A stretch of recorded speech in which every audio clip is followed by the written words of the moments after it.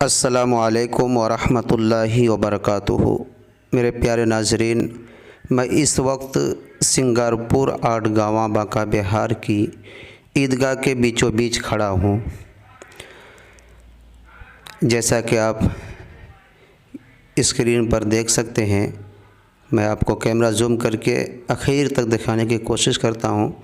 ये ईदगाह की दाएं साइड का हिस्सा है। आप देख सकते हैं कितनी खूबसूरत और आलीशान है। और इसी तरीके से बाएं साइड का हिस्सा भी मैं आपको कवर करके दिखाने की कोशिश करूँगा। ये देखिए, ये बाएं साइड का हिस्सा है। बच्चे खेल रहे हैं माशाल्लाह। दोस्तों, काफ़ी खूबसूरत ईदगाह है। इससे पहले भी खूबसूरती थी और अभी इसको और ज़्यादा खूबसूरत बनाया गया है। पहले ज़मीन कच्ची थी, लेकिन अभी जो इसकी ज़मीन है, फर्श है, वो पक्की हो चुकी है, जैसा कि आप आखिर में देखेंगे।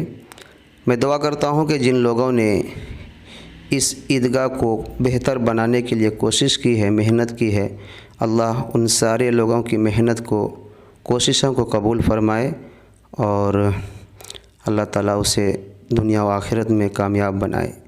आप देख सकते हैं, ये अंदर का हिस्सा है। अस्सलामु अलैकुम वरहमतुल्लाह।